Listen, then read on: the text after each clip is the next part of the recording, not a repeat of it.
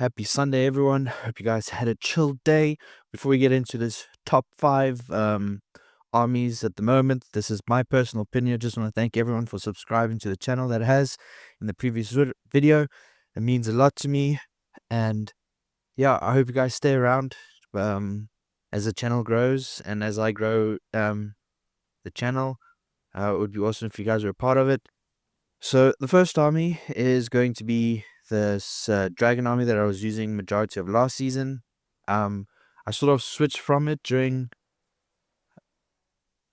the end of the season, mainly just because I think it wasn't as effective as what it used to be. As you can see, I kind of lost track of what was happening here, and the queen died. I mean, the royal champion died, but that's okay. So this army is at number 5 just because I think personally it it's not like it died out. It's just that um the bases started countering it more at the higher legends. Whereas at mid legends it was still able to do what it needed to do.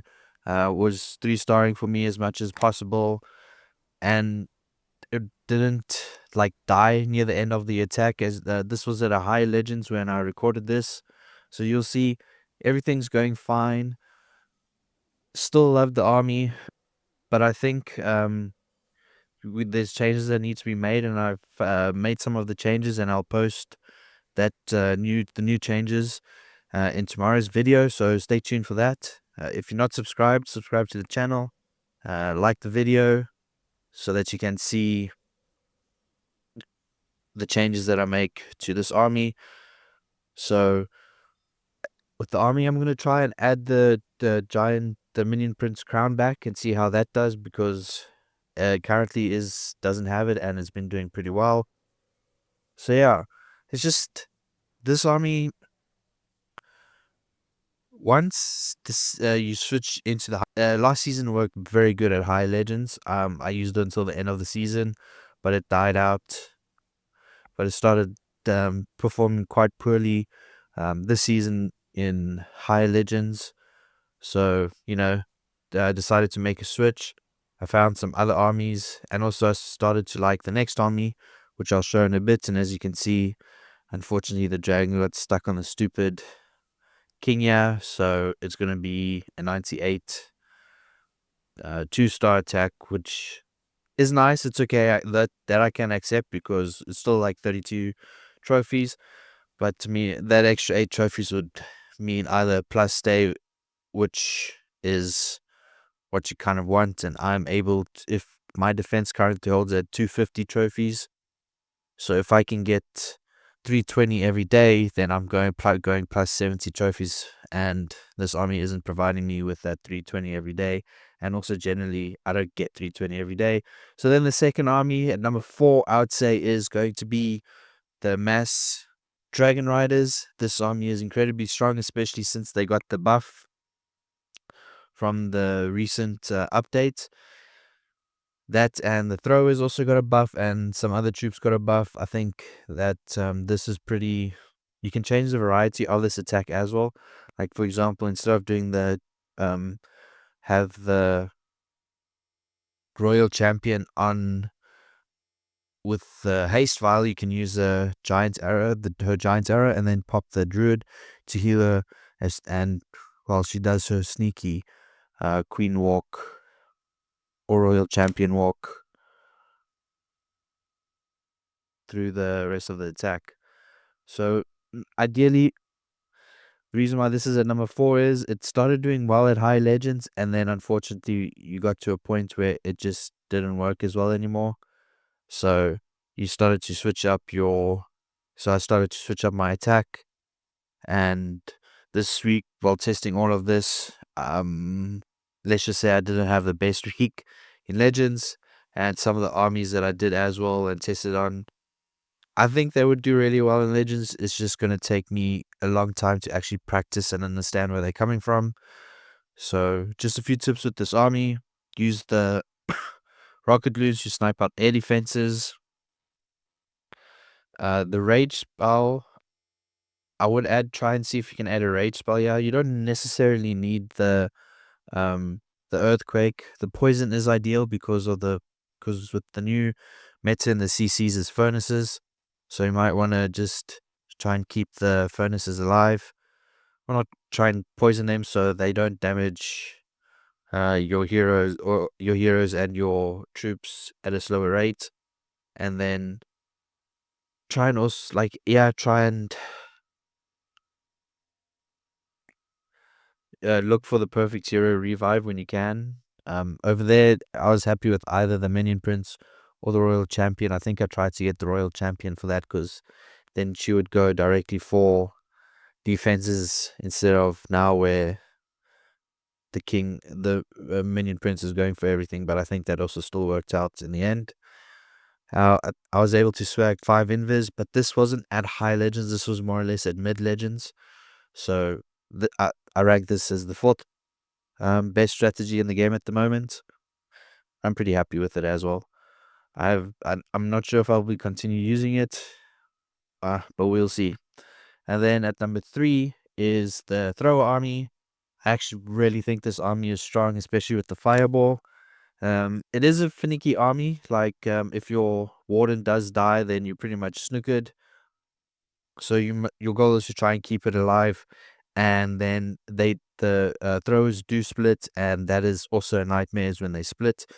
In this case, they did split, but this time it was a good thing that they split because they were able to clear out the one top of the base. And this fireball I popped off just in time before the um before everything went invisible, and this fireball would have been wonky. And you can't really with this attack try not to get too much of fireball value. You want to do a quick and simple fireball.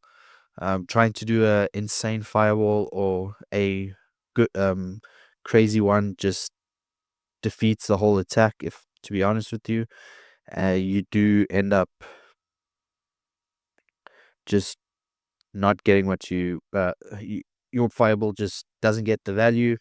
Your warden dies in the process, and the attack doesn't have that same energy that is needed to get to the end of, or not just need to get that 3-star. You ideally also want your king to walk in with the throw army into the core, so he's able to use these earthquake spells, earthquake boots, not spells, to open up the rest of the base. Unfortunately, with this attack, he went on the outside and wasn't able to get much value from the earthquake boots. But the spiky ball was able to drop the invis tower once I popped it. And I've got Root Riders in the CC, and their goal is basically just to open up walls for the throwers, because once they get stuck on a wall, they stubborn, and then they will not go anywhere else. As you can see, I ice blocked the Queen here, which was pretty much a perfect ice block in my opinion, because that monolith does crazy damage. And then for this army, I always tend to leave the Royal Champion for last with any invis spells that I have left. So I do a mini Royal Champion charge, which definitely adds onto the power of the army as well. But if the power of the army dies and you've used all your invis trying to keep it up, then a single ricochet cannon will just totally destroy your Royal Champion, as you saw there. They do insane amounts of damage on the Royal Champion. Other heroes can sort of like outpace them, just not the Royal Champion.